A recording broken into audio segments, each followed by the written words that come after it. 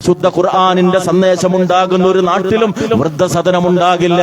വിശുദ്ധ ഖുർആനിന്റെ ആദർശം നടപ്പാക്കപ്പെട്ട ഒരു വീട്ടിലും ഉപ്പയും ഉമ്മയും വേദനിക്കുന്ന ഒരു അവസ്ഥയുണ്ടായില്ല. വിശുദ്ധ ഖുർആനിലൂടെ അല്ലാഹു പഠിപ്പിക്കുന്ന ഈ കാര്യം, ആ മാതാപിതാക്കളിൽ ഇമ്മാ യബ്ലുഗന്ന ഇൻദകൽ കിബറ അഹദുഹുമാ ഔ കിലാഹുമാ ഫലാ തഖുൽ ലഹുമാ ഉഫ് വലാ തൻഹർഹുമാ വഖുൽ ലഹുമാ ഖൗലൻ കരീമാ വഖ്ഫിദ് ലഹുമാ ജനാഹ ദുല്ലി മിനർ റഹ്മ വഖുർ റബ്ബിർഹം നിന്റെ മാതാപിതാക്കളിൽ ഒരാളോ രണ്ടുപേരുമോ വാർദ്ധക്യത്തിൽ നിന്റെ അടുക്കലാകുമ്പോ ഛേ എന്ന വാക്ക് പോലും പറയരുത്. ആക്ഷേപത്തിന്റെ വെറുപ്പിന്റെ ഏറ്റവും ചെറിയ രൂപമാണല്ലോ ഛേ എന്ന വാക്ക്. അതുപോലും നീ അവരുടെ മുഖത്ത് നോക്കി പറയരുത്. മാന്യമായ വാക്കായിരിക്കണം നീ സംസാരിക്കേണ്ടത്. വിനയത്തിന്റെ ചിറക് കാരുണ്യപൂർവം നീ അവർക്ക് വേണ്ടി താഴ്ത്തി കൊടുക്കണമെന്നുള്ള പറയുന്നു.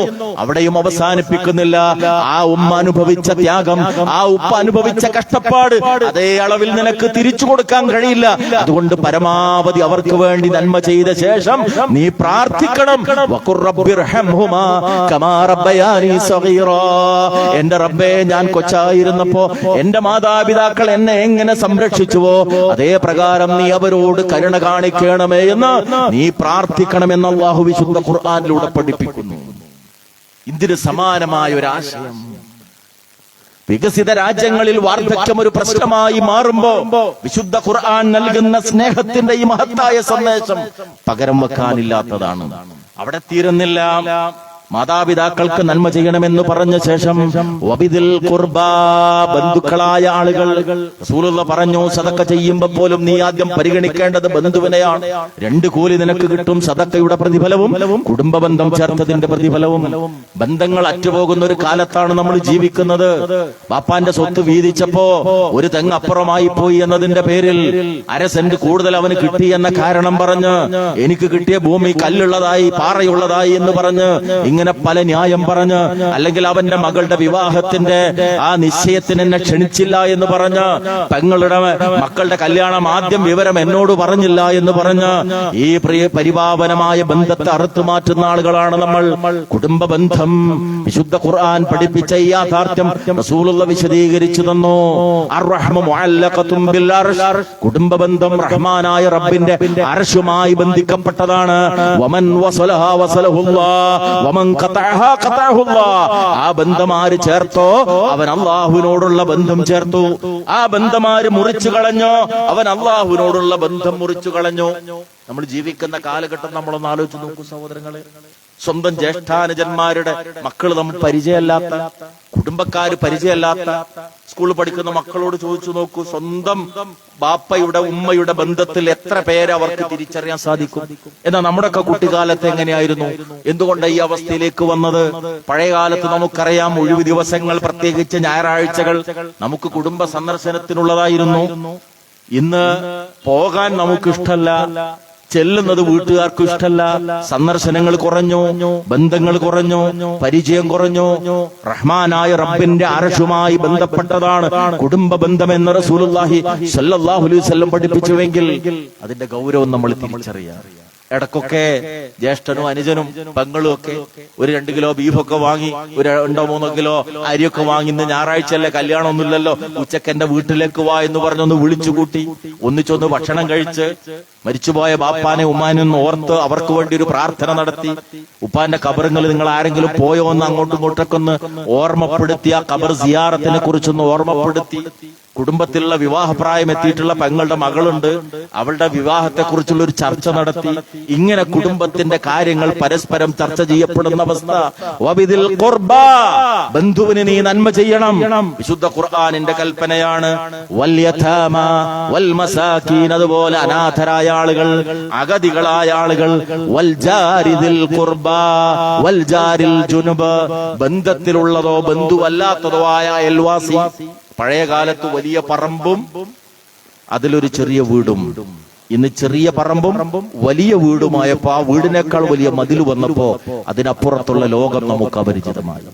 ഒരു 10-30 കൊല്ലം മുമ്പൊക്കെ ഇവിടെ വന്ന് ഈ നാട്ടിൽ വന്ന് വായനശാലക്കൽ ബസ് ഇറങ്ങിയിട്ട് ആ പേരുൾക്കുണ്ടിലോ അല്ലെങ്കിൽ നല്ലാണ്ട് ചുറ്റുവട്ടത്തുള്ള ഏതൊരാളെ കുറിച്ച് ചോദിച്ചാലും ആ അങ്ങാടിയുള്ള ആരും പറഞ്ഞു തരും. ഇന്നത് സാധിക്കുമോ? സ്വന്തം വീടിന്റെ അപ്പുറത്ത് താമസിക്കുന്നത് ആര് എന്ന് പരിചയമുണ്ടോ? ഇല്ല. ഇസ്ലാമിൽ അയൽപക്കമേറെ പ്രാധാന്യമുള്ളതാണ്. മഹാനായ റസൂലുള്ളാഹി സ്വല്ലല്ലാഹു അലൈഹി വസല്ലം പറയുന്നു, മാസാല ജിബ്രീൽ യൂസീനി ബിൽ ജാർ ഹത്താ വലന്തു അന്നഹു സയുവരിസ. ജിബ്രീൽ അലൈഹിസ്സലാം വന്നിട്ട് അയൽവാസിയോടുള്ള കടപ്പാടുകളെ കുറിച്ച് എനിക്ക് ഉപദേശിച്ചു തന്നു. അത് കേട്ടപ്പോൾ ഒരാൾ മരിച്ചാൽ അയാളുടെ സ്വത്തിൽ അയൽക്കാരന് അനന്തരാവകാശം ഉണ്ടാകുമോ എന്ന് ഞാൻ സംശയിച്ചു പോയി. അത്ര വലിയ ബന്ധമെന്നാണ്. അവിടുന്ന് മറ്റൊരിക്കൽ പറഞ്ഞു, ലാ യംന ജാറുൻ ജാറഹു വലൗ അയഗ്റുസ ഖശബതൻ ഫീ ജിദാരി. തന്റെ മതിലിൽ ഒരു മരത്തടി ചാരി വെക്കുന്ന കാര്യത്തിൽ പോലും നിങ്ങൾ അയൽവാസിയെ തടയാൻ പാടില്ല. അയൽക്കാരന് നന്മ ചെയ്യണം. സാമൂഹിക ജീവിതത്തിന്റെ ഉത്തമമായ നിദർശനമാണ് വിശുദ്ധ ഖുർആൻ മുന്നോട്ട് വെക്കുന്നത്. അതുപോലെ നിന്റെ സുഹൃത്തുക്കൾക്ക് നന്മ ചെയ്യണം. വബിനിസ് സബീൽ, യാത്രക്കാർക്ക് നന്മ ചെയ്യണം. വമാ മലക്കത്ത് അയ്മാനുക്കും, നിങ്ങളുടെ വലങ്കയുടെ ഉൾപ്പെടുത്തി അഥവാ നിന്റെ കീഴിൽ ജോലി ചെയ്യുന്ന ആളുകൾ ആരാണോ അവർക്കൊക്കെ നന്മ ചെയ്യണം. വിശുദ്ധ ഖുർആനിന്റെ നിർദ്ദേശം സാമൂഹിക ജീവിതത്തിന്റെ എല്ലാ തലവും അതിലുൾപ്പെട്ടു. അപ്പോ നമ്മളെ കുറിച്ച് ചോദിച്ചാൽ നല്ല മറുപടി മാത്രം കിട്ടുന്ന ഒരവസ്ഥയിലേക്ക് എത്തുമ്പോഴേ നമ്മൾ ഖുർആനിന്റെ അനുയായിയായി മാറുകയുള്ളൂ എന്നതാണ് ഈ വചനത്തിലൂടെ അള്ളാഹു പഠിപ്പിക്കുന്നത്.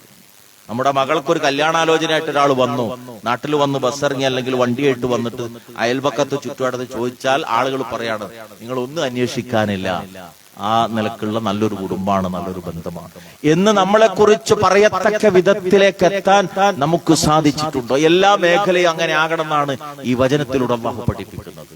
തൊഴിലാളി മുതലാളി ബന്ധം അതുപോലും റസൂലുള്ളാഹി സ്വല്ലല്ലാഹു അലൈഹി വസല്ലമ തന്റെ ഭൃത്യൻ എന്തെങ്കിലും ഉണ്ടാക്കി കൊണ്ടുവന്നാൽ ആദ്യം 1-2 ഉരുള അവന്റെ വായിൽ വെച്ച് കൊടുത്തിട്ടേ അവിടുന്ന് ഭക്ഷണം കഴിച്ചിട്ടുള്ളൂ എന്നാണ്. നമ്മുടെ ഫർണിച്ചർ ഷെഡിലും നമ്മുടെ ഹോട്ടലിലും നമ്മുടെ ഹാർഡ്വെയർ ഷോപ്പിലും അതുപോലെയുള്ള നമ്മൾ നടത്തുന്ന സ്ഥാപനത്തിലും മാസം കഴിഞ്ഞിട്ട് 10-ാം തീയതിയും കഴിഞ്ഞിട്ട് ശമ്പളം കിട്ടാതെ പ്രയാസപ്പെടുന്ന തൊഴിലാളി ഉണ്ടോ? അവന് കൊടുക്കേണ്ടുന്ന ശമ്പളം നീട്ടിവെക്കുന്ന സ്വഭാവമാണോ നമുക്കുള്ളത്? നമ്മുടെ കീഴിൽ പെട്ടുപോയി എന്നതുകൊണ്ട് അവൻ കഷ്ടപ്പെടുന്ന അവസ്ഥയിലാണോ ഉള്ളത്? തിരിച്ചറിയണം. നമ്മൾ ദീന് പൂർണ്ണമായിട്ടില്ല. മഹാനായ റസൂലുള്ളാഹി സ്വല്ലല്ലാഹു അലൈഹി വസല്ലം പറഞ്ഞത്, കൂലി നിശ്ചയിച്ച ശേഷമാണ് ജോലിക്ക് വിളിക്കേണ്ടത്. വിയർപ്പ് വറ്റുന്നതിന് മുമ്പ് കൂലി കൊടുക്കണം എന്നുള്ളതാണ്. നിന്റെ കീഴിൽ ജോലി ചെയ്യുന്നവർക്ക് നിന്നിൽ നിന്ന് നല്ല അനുഭവം മാത്രമേ ഉണ്ടാകാൻ പാടുള്ളൂ. പള്ളി കമ്മിറ്റിയിലുണ്ട്, മദ്രസ കമ്മിറ്റിയിലുണ്ട്, നിസ്കാരത്തിന് 1-ാമത്തെ സഫിലുണ്ട്. പക്ഷെ സാമ്പത്തിക രംഗം ക്ലിയർ അല്ല, തൊഴിലാളിയായിട്ടുള്ള ബന്ധം ശരിയല്ല, അയൽവാസിയായിട്ടുള്ള ബന്ധം ശരിയല്ല എങ്കിൽ ഈ ഖുർആനിന്റെ സന്ദേശം നമ്മുടെ ഹൃദയത്തിലേക്ക് എത്തിയിട്ടില്ല എന്നാണ് അതിനർത്ഥം. ഇതേപോലെ തന്നെ മനുഷ്യ ജീവിതത്തിന്റെ മറ്റൊരു പ്രധാന തലമാണല്ലോ സഹോദരങ്ങളെ നമ്മുടെ വീട് എന്ന് പറയുന്നത്, കുടുംബവുമായി ബന്ധപ്പെട്ട കാര്യങ്ങൾ എന്ന് പറയുന്നത്. ആധുനിക കാലഘട്ടം നമുക്കറിയാം, വിവാഹം വേണ്ട, പ്രത്യേകിച്ച് പുതിയ തലമുറ അങ്ങനെയാ പറഞ്ഞുകൊണ്ടിരിക്കുന്നത്. പെൺകുട്ടികൾ പ്രത്യേകിച്ച് വലിയ ദുരന്തത്തിലേക്കാ ലോകം പോകുന്നത്.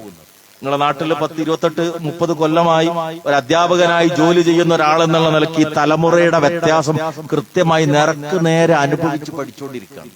വലിയ മാറ്റമുണ്ട്. മുസ്ലിം പെൺകുട്ടികൾ പഠനത്തിൽ നിന്ന് വളരെ മുന്നിലാണ്, നമുക്ക് സന്തോഷമുള്ള കാര്യമാണ്. പക്ഷെ പഠനത്തിൽ മുന്നിലാണ് എന്നതോടൊപ്പം മറ്റു പല കാര്യങ്ങളിലും അപകടകരമായ തലത്തിലേക്ക് അവർ എത്തിക്കൊണ്ടിരിക്കുന്നുണ്ട്. ആൺകുട്ടികളെക്കാൾ അപ്പുറം പലപ്പോഴും വഴിവിട്ട വിധത്തിലുള്ള ബന്ധങ്ങളിലേക്ക്, പരിധി ലംഘിച്ചുകൊണ്ടുള്ള ജീവിതത്തിലേക്ക് നമ്മുടെ പെൺകുട്ടികളാണ് പോയിക്കൊണ്ടിരിക്കുന്നത്. വിവാഹത്തെക്കുറിച്ച് പറയുമ്പോൾ അവർ പറയാം, കല്യാണം അപ്പോഴൊന്നും വേണ്ട, പഠനം കഴിയട്ടെ, ജോലിയാകട്ടെ, പല നിലക്കുമുള്ള കാഴ്ചപ്പാടിലാണ് നമ്മുടെ മക്കൾ പോയിക്കൊണ്ടിരിക്കുന്നത്. അതേ വിധത്തിൽ തന്നെ തുറന്ന ഒരു പരിധിയില്ലാത്ത, ഒരു നാണവുമില്ലാത്ത ഒരു ബഹുമാന്യ സഹോദരൻ, നമ്മുടെ ഒരു പണ്ഡിതൻ എന്നോട് അനുഭവം പറഞ്ഞു. നമ്മുടെ അടുത്ത് കുറച്ചു മുമ്പ് അദ്ദേഹത്തിന്റെ കൂടെ യാത്ര ചെയ്തപ്പോ എന്നോട് പറഞ്ഞു, എനിക്ക് വലിയ പ്രയാസം തോന്നിപ്പോയി. ഒരാണും പെണ്ണും വിദ്യാർത്ഥികളായ 2 കുട്ടികൾ 10-ാം ക്ലാസ്സിനോ മറ്റോ പഠിക്കുന്നതെന്ന് കണ്ടിട്ട് ഞാൻ ആ മക്കളോട് പറഞ്ഞു, അവരുടെ കളി കണ്ടപ്പോ സഹിച്ചുകൂടാഞ്ഞിട്ട്, എന്താ കുട്ടികൾ നിങ്ങൾ ഇങ്ങനെ? ഉടനെ ആ മക്കൾ അദ്ദേഹത്തോട് അദ്ദേഹനോട് പറയാണ്, ഞങ്ങൾ പ്രേമിക്കാക്ക, അങ്ങക്ക് എന്താണ്? നമ്മൾ അറിയപ്പെടുന്ന ഒരു പണ്ഡിതൻ പറയാണ് നമ്മുടെ സമീപ പ്രദേശത്ത്. അത്ര പച്ചയായിട്ട് ഒരു പ്രയാസം അവർക്കില്ല. ഒരു സഹപ്രവർത്തക എന്നോട് സൂചിപ്പിച്ചിട്ടുണ്ട് ഒരിക്കൽ, അങ്ങനെ ഹഗ് ചെയ്തപ്പോ, ആൺകുട്ടിയും പെൺകുട്ടിയും ഹഗ് ചെയ്തപ്പോ ഒരു ടീച്ചർ അത് എന്താ മക്കളെ, എന്താ മോളെ ചെയ്യുന്ന ചോദിച്ചപ്പോ, ടീച്ചറെ നിങ്ങളെ മനസ്സ് 6-ാം നൂറ്റാണ്ടിലായതുകൊണ്ടാണ് ഞങ്ങൾ ഫ്രണ്ട്സാണ് എന്ന് പറയുന്നു. അത്തരമൊരവസ്ഥയിലേക്ക് നമ്മുടെ മക്കൾ എത്തിക്കൊണ്ടിരിക്കുകയാണ്. ഖുർആൻ മുൻനിർത്തിയുള്ള പ്രവാചക വചനങ്ങളെ മുൻനിർത്തിയുള്ള സംസ്കരണ പ്രവർത്തനങ്ങൾ ശക്തമായി നടന്നിട്ടില്ലെങ്കിൽ നമ്മൾ ദുഃഖിക്കേണ്ടി വരും, ഖേദിക്കേണ്ടി വരും എന്നുള്ള കാര്യത്തിൽ ഒരു സംശയമില്ല. വിവാഹമൊന്നും ആവശ്യമല്ല എന്നതാണല്ലോ പുതിയ തലമുറയെ പലരും പഠിപ്പിച്ചുകൊണ്ടിരിക്കുന്നത്. പാറി നടക്കും പറവകളൊന്നും വേളി കഴിക്കാറില്ല. പാറി നടക്കുന്ന പക്ഷികളൊന്നും കല്യാണം കഴിച്ചിട്ടല്ല, നിക്കാഹ് നടത്തിയിട്ടല്ല അവരിങ്ങനെ തലമുറ നിലനിൽക്കുന്നത്. നമുക്കാവശ്യം ലിവിങ് ടുഗദർ മതി. നിയമപാലകർ പോലും പ്രയാസപ്പെടും. ഞാൻ ഓർത്തു പോകുന്നു, കഴിഞ്ഞ വർഷം കോഴിക്കോട് നഗരത്തിലെ എരഞ്ഞിപ്പാലത്തിന് സമീപത്തെ ഒരു അവിടുത്തെ ഒരു ടൂറിസ്റ്റ് ഹോം കേന്ദ്രീകരിച്ചുകൊണ്ട് അനാശാസ്യ പ്രവർത്തനം നടക്കുന്നു എന്നുള്ള പരാതി വന്നപ്പോ പോലീസ് പറഞ്ഞു, ഞങ്ങൾ എന്ത് നിയമ നടപടി സ്വീകരിക്കാനാണ്? കാരണം അവിടെ ചെന്ന് ഒരു റൂമിൽ ഒരു ആണിനെയും പെണ്ണിനെയും കണ്ട അവര് പറയും ഞങ്ങൾ ലിവിങ് ടുഗദർ ആണ്. ഇന്ത്യ രാജ്യത്തിലെ നിയമം അനുസരിച്ച് 18 വയസ്സ് കഴിഞ്ഞ ഏതൊരാൾക്കും ഉഭയസമ്മതം ഉണ്ടെങ്കിൽ ഒന്നിച്ച് ജീവിക്കാം. അതുകൊണ്ട് ആർക്കും നിയമ നടപടി സ്വീകരിക്കാൻ പറ്റില്ല. ലിവിങ് ടുഗദറിന് അംഗീകാരമുള്ള ഒരവസ്ഥ ഇതെവിടേക്ക് എത്തിച്ചു? ഏതാനും കൊല്ലം മുമ്പ് ജപ്പാനിൽ വിസിറ്റ് നടത്തി വന്നൊരു സുഹൃത്ത് എന്നോട് പറഞ്ഞു, വിദേശത്ത് വെച്ച് ജപ്പാനിൽ ചെന്നപ്പോ, പ്രത്യേകിച്ച് അവിടുത്തെ ഒരു ഏരിയയിൽ ചെന്നപ്പോ കണ്ടൊരവസ്ഥ എന്താണെന്ന് വെച്ചാൽ 30 കഴിഞ്ഞ ആരുമില്ല. 30 കഴിഞ്ഞവരില്ല. എന്റെ കാരണം ലിവിങ് ടുഗദർ ആണ്, വർഷങ്ങൾക്ക് മുമ്പ് തുടങ്ങിയാണ്. അതിനൊരു പ്രത്യേകത ഉണ്ട്, ഒന്നിച്ച് ജീവിക്കും, മക്കൾ വേണ്ട എന്ന് തീരുമാനിക്കും, അതിനുള്ള പ്രതിരോധ മാർഗങ്ങൾ സ്വീകരിക്കും. അങ്ങനെ ഒരു 10, 45, 50 വയസ്സെത്തിക്കഴിഞ്ഞാൽ പിന്നെ ആലോചിക്കും ഇനി എന്തിനൊരു കല്യാണം. ATM ഇടാൻ കാർഡ് ഉണ്ട്, കാശ് കിട്ടുന്നുണ്ട്, ഇനി എന്തിനൊരു വിവാഹം കെട്ടിക്കൊടുക്കാനൊക്കെ പോകണം. അപ്പൊ മക്കളില്ല. ഏതാനും മാസങ്ങൾക്ക് മുമ്പ് മലയാള പ്രസിദ്ധീകരണത്തിൽ നമ്മൾ വായിച്ചു, ഈ അവസ്ഥയിൽ പോയാൽ ജപ്പാൻ ഏതാനും വർഷം കഴിഞ്ഞാൽ ജപ്പാൻ എന്ന രാജ്യം ലോകത്തുണ്ടാകില്ല. കാരണം യുവാക്കളും കുട്ടികളും ഇല്ല, ലിവിങ് ടുഗദർ എന്ന സംസ്കാരത്തിലേക്ക് നീങ്ങിയപ്പോ. അതുകൊണ്ടാണ് ഒന്നിലേറെ മക്കളെ ആർക്കെങ്കിലും ഉണ്ടെങ്കിൽ അവരെ ജയിലിലടച്ച ചൈന എന്ന് പറയുന്നത് 2 കുട്ടികളുണ്ടെങ്കിൽ സമ്മാനം കൊടുക്കാനാണ്. കാരണം സൈന്യത്തിൽ വരെ ചേരാൻ ആളില്ലാത്ത അവസ്ഥയിലേക്ക് എത്തി. മനുഷ്യൻ അള്ളാഹു ലോകത്ത് വെച്ചിട്ടുള്ള വ്യവസ്ഥകളെ ലംഘിച്ചപ്പോ വിവാഹത്തിലൂടെ ആണും പെണ്ണും ഒന്നാവുകയും കുടുംബജീവിതം നയിക്കുകയും ചെയ്യുന്ന പരിപാവനമായ സന്ദേശം വിശുദ്ധ ഖുർആൻ പഠിപ്പിക്കുന്ന കാര്യം. അതിനുപരി ആണും തമ്മിലും പെണ്ണും തമ്മിലും വിവാഹം നടത്താൻ വരെ നിയമപരമായ ഭരണകൂടത്തിന്റെ അംഗീകാരമുള്ള ഒരവസ്ഥയിലേക്ക് സമൂഹം എത്തിയതിന്റെ ദുരന്തമാണ് നമ്മൾ ഇവിടെ അനുഭവിച്ചുകൊണ്ടിരിക്കുന്നത്. അവിടെ ഖുർആൻ വളരെ കൃത്യമായി പറയാണ്, നിങ്ങൾക്ക് സമാധാനം ഉണ്ടാകണമെങ്കിൽ, ജീവിതത്തിൽ സുരക്ഷിതത്വം ഉണ്ടാകണമെങ്കിൽ അള്ളാഹ് ഈ ലോകത്ത് ഒരു സൃഷ്ടിപ്പിന്റെ നിയമാവലി വെച്ചിട്ടുണ്ട്. അതെന്താ? ഇണതത്വം. ഇണകളാണല്ലോ. ഞാൻ പതുക്കെ പറഞ്ഞാലും നിങ്ങൾ ഉറക്ക കേൾക്കുന്നത് കൊണ്ട് അത് ഒരു ഇണതത്വം കാരണമാണ്. പോസിറ്റീവ് നെഗറ്റീവ് എന്ന ഇണകൾ. ഈ ലൈറ്റ് കത്തുന്നത് അതുകൊണ്ടാണ്, ഫാന് കറങ്ങുന്നത് അതുകൊണ്ടാണ്, കാന്തിക ധ്രുവത, നോർത്ത് പോള് സൗത്ത് പോള്. ആ കടയിൽ നിന്ന് നിങ്ങൾ പച്ചക്കറി വാങ്ങുന്നത് അതുകൊണ്ടാണ്. കാരണം ചെടിയിലെ പൂവിൽ കേസരവും ജനിയും ഉണ്ട്, ഇണകളാണ്, മെയിൽ ആൻഡ് ഫീമെയിൽ ഗാമീറ്റ്. ഇല്ലാത്തൊന്നും ലോകത്തില്ല. സുബ്ഹാനല്ലദീ ഖലഖൽ അസ്വാജ കുല്ലഹാ മിമാ തുംബിതുൽ അർളു വമിൻ അൻഫുസിഹിം വമിമ്മാ ലാ യഅലമൂൻ. ഭൂമി പൊട്ടിമുളപ്പിക്കുന്ന വസ്തുക്കളെയും മനുഷ്യദേഹങ്ങളിലും മനുഷ്യർക്കറിയാത്ത എല്ലാത്തിലും ഇണകളെ സൃഷ്ടിച്ച നാഥൻ എത്ര പരിശുദ്ധനാണ് എന്നാണ് അല്ലാഹു സൂറത്ത് യാസീനിലൂടെ പഠിപ്പിക്കുന്നത്. എന്നിട്ട് പറഞ്ഞു, റസൂലുള്ളാഹി സ്വല്ലല്ലാഹു അലൈഹി വസല്ലം പഠിപ്പിച്ചു, യാ മഅ്ശറ ശബാബ്, യുവാക്കളെ എന്ന് വിളിച്ചിട്ട് പറഞ്ഞു, നിങ്ങൾ വിവാഹിതരാകണം. നിങ്ങളുടെ കണ്ണുകളുടെ സൂക്ഷ്മതക്കും ലൈംഗികാവയവത്തിന്റെ വിശുദ്ധിക്കും അതാണ് ഉത്തമം. കല്യാണം കഴിക്കണം. കല്യാണം ഒരു സമൂഹത്തിന്റെ സമാധാനത്തിനും സുരക്ഷിതത്വത്തിനും ആവശ്യമാണ്. അവിടെ വിശുദ്ധ ഖുർആനിൽ പ്രധാനമായി ഉപയോഗിച്ചൊരു പ്രയോഗമുണ്ട്, വമിൻ ആയാതിഹി അൻ ഖലഖ ലക്കും മിൻ അൻഫുസികും അസ്വാജൻ ലിതസ്കുനു ഇലൈഹാ. വിവാഹത്തിന്റെ പ്രധാനമായ താല്പര്യം ലൈംഗിക വിശുദ്ധി എന്നതോടൊപ്പം സക്കീനത്താണ്. വീടിന്റെ പേരെന്താ? മസ്കൻ, സെക്കൻ, സമാധാനം ഉണ്ടാകണം. അതിനെന്ത് വേണം? ആണും പെണ്ണും വിവാഹത്തിലൂടെ ഒന്നായി തീർന്ന് സന്തോഷം പങ്കിടുന്ന, ദുഃഖം പങ്കിടുന്ന ഒരു സ്നേഹത്തിന്റെ തുരുത്ത് രൂപപ്പെടണം. അവിടെയുള്ള ഒന്നിച്ചുള്ള ജീവിതം, പങ്കാളിത്തത്തോടുകൂടിയുള്ള ആ ജീവിതം, അവിടെയാണ് പുതിയ തലമുറ രൂപം കൊള്ളുന്നത്. ഒരു സംസ്കാരത്തിന്റെ കേന്ദ്രം കൂടിയാണത്. വിശുദ്ധ ഇസ്ലാം വളരെ വിശദമായ കാര്യങ്ങളൊക്കെ പഠിപ്പിച്ചിട്ടുണ്ട്. അള്ളാഹുവിന്റെ റസൂൽ സല്ലല്ലാഹു അലൈഹി വസല്ലം ദാമ്പത്യ ജീവിതത്തിലെ ശാരീരിക ബന്ധത്തിന് പ്രതിഫലമുണ്ട് എന്ന് പറഞ്ഞപ്പോ സഹാബികൾ സംശയം ചോദിച്ചു, അതിനും കൂലിയോ പടച്ചോനെ, അതിനും കൂലിയോ പ്രവാചകരെ? റസൂൽ അതിനെന്താ മറുപടി പറഞ്ഞത്? തെറ്റായ കാര്യത്തിൽ നിങ്ങൾ നിങ്ങളുടെ ലൈംഗിക താല്പര്യം ഉപയോഗപ്പെടുത്തുമ്പോൾ ശിക്ഷയുണ്ടല്ലോ, അതുകൊണ്ട് തന്നെ അനുവദനീയമായ മാർഗത്തിൽ നിങ്ങൾ അത് ഉപയോഗപ്പെടുത്തുമ്പോൾ നിങ്ങൾക്ക് പ്രതിഫലമുണ്ട് എന്ന്. കുടുംബജീവിതത്തിലെ ശാരീരിക ബന്ധങ്ങൾക്ക് പോലും റബ്ബിന്റെ അടുക്കൽ നിന്ന് പ്രതിഫലമുണ്ട് എന്ന് പഠിപ്പിക്കുന്ന മതമാണ് ഇസ്ലാം. അവിടെ ആ ദാമ്പത്യ ജീവിതത്തിൽ 2 വാക്കുകൾ അള്ളാഹു പ്രത്യേകം എടുത്തു പറഞ്ഞു. വജഅല ബൈനകും മവദ്ദതൻ വറഹ്മ. 2 വികാരം. ഒന്ന് മവദ്ദത്ത്, സ്നേഹം. നേരത്തെ ഇവിടെ പറഞ്ഞല്ലോ സ്വാഗത പ്രസംഗത്തിൽ. മവദ്ദ വല്ലാത്തൊരു പ്രയോഗമാണ്. പ്രേമം, സ്നേഹം. വിട്ടു നിൽക്കാൻ കഴിയാത്ത, നേരത്തെ കണ്ടിട്ടും പരിചയമില്ലെങ്കിൽ പോലും ഒന്നായി കഴിഞ്ഞാൽ പിരിയാൻ സാധ്യമാകാത്ത വിധം ഹൃദയങ്ങൾ ഒന്നായി മാറും. മവദ്ദത്ത്. രണ്ടാമത്തേതാ റഹ്മത്ത്, കാരുണ്യം. ഇത് 2ഉം ദാമ്പത്യ ജീവിതത്തിൽ വളരെ പ്രധാനമാണ്. പല നിക്കാഹ് ഖുതുബകളിലും ഞാൻ എൻ്റെ ഒരു അനുഭവം പങ്കുവെക്കാറുണ്ട്. ഒരു ഉച്ചവെയിൽ സമയത്ത് കോഴിക്കോട് നഗരത്തിലെ മൊഫ്യൂസൽ ബസ് സ്റ്റാൻഡിന്റെ എതിർഭാഗത്തുള്ള ഫുട്പാത്തിലൂടെ ഇങ്ങനെ നടന്നു പോകുമ്പോൾ കണ്ടൊരു രംഗം. ഒരു നാടോടി കുടുംബം, വീടില്ല, താമസ സ്ഥലമൊന്നുമില്ല അവർ. ആ നാടോടി കുടുംബത്തിലെ ഭർത്താവായ പുരുഷന്റെ കൈ എന്തോ ഒരു അപകടത്തിൽപ്പെട്ട് ഒടിഞ്ഞുപോയി. ഒരു പഴയ തുണി കഷ്ണം കൊണ്ടത് അയാൾ കഴുത്തിൽ ഇങ്ങനെ ആ ഒടിഞ്ഞ കൈ ഇങ്ങനെ തൂക്കിയിട്ടുണ്ട്. ആ ഫുട്പാത്തിലെ ഓവുചാലിന്റെ മുകളിലുള്ള സ്ലാബിന്റെ മുകളിലിരുന്ന് അയാളുടെ ഭാര്യ ഒരു പഴയ സ്റ്റീൽ പാത്രത്തിൽ ഏതോ ഹോട്ടലിൽ നിന്ന് കിട്ടിയ ഭക്ഷണം സ്വന്തം കൈകൊണ്ട് കുഴച്ച് ഉരുളയാക്കി വലത് കൈ ഒടിഞ്ഞുപോയി മനുഷ്യന്റെ വായിലേക്ക് വെച്ചു കൊടുക്കുക. ഞാൻ ആ രംഗം കുറച്ചു നേരം നോക്കി. കോടികൾ കൊണ്ട് നിർമ്മിച്ച ഒരു വീട്ടിലെ ഡൈനിങ് ടേബിളിൽ ഒരു പക്ഷേ ഇത്ര സുന്ദരമായ ഒരു രംഗം നമുക്ക് കാണാൻ കഴിഞ്ഞോളുന്നില്ല. പണമല്ല, ബാങ്ക് ബാലൻസ് അല്ല, ദാമ്പത്യ ജീവിതത്തെ കോർത്തിണക്കുന്ന പ്രധാന വികാരം. വിശുദ്ധ ഖുർആനിലെ സൂറത്തുർ റൂമിൽ അല്ലാഹു ഈ പറഞ്ഞ മവദ്ദ, ഒന്ന് മവദ്ദ സ്നേഹം, 2 റഹ്മ കാരുണ്യം. മവദ്ദത്ത് മാത്രം ഉണ്ടായാൽ പോരാ, റഹ്മത്ത് കൂടി ഉണ്ടാകണം. മവദ്ദത്ത് കല്യാണം കഴിഞ്ഞ ആദ്യ നാളിലൊക്കെ വേണ്ടത്ര ഉണ്ടാകും, ടൂറും യാത്രയും സൽക്കാരവും ഒക്കെ ആയിട്ട്. പക്ഷെ കാലം കുറച്ച് മുന്നോട്ട് പോയാൽ മക്കളും പേരമക്കളും ഒക്കെ ആകുന്ന ഒരു രംഗമുണ്ട്. ഒരാൾ രോഗിയായി കട്ടിൽ കിടക്കുന്ന സമയം, വിസർജനം ആ കട്ടിലിൽ തന്നെ നിർവഹിക്കുന്ന സന്ദർഭം, അവിടെ പരിചരിക്കാൻ മറ്റേയാളെ പ്രേരിപ്പിക്കുന്നത് എന്താ?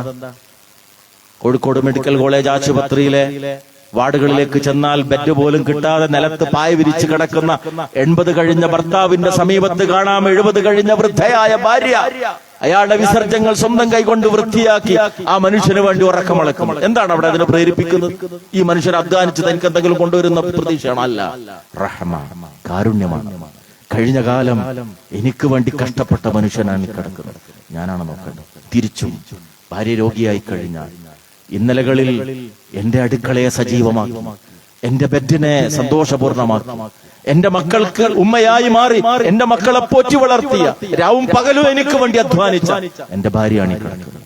ഞാനാണ് ശുശ്രൂഷിക്കേണ്ടത്, ഞാനാണ് മരുന്ന് വാങ്ങിക്കൊടുക്കേണ്ടത്. അതാണ് റഹ്മത്ത്, കാരുണ്യം. അത് നഷ്ടപ്പെടുന്നത് കൊണ്ടാണ് ദാമ്പത്യ ബന്ധങ്ങൾ അകന്നു പോകാൻ കാരണം. അതുകൊണ്ട് ഖുർആനിന്റെ പ്രയോഗം സമാനതയില്ലാത്തതാണ്. വജഅല ബൈനകും മവദ്ദതൻ വറഹ്മ. അല്ലാഹു നിങ്ങൾക്കിടയിൽ സ്നേഹവും കാരുണ്യവും ഉണ്ടായിരിക്കുന്നു. ഇന്ന ഫീ ദാലിക ലആയാതിൻ ലിഖൗമി യതഫക്കറൂൻ. ചിന്തിക്കുന്ന ആളുകൾക്ക് ഇതിലൊക്കെ ദൃഷ്ടാന്തമുണ്ട്.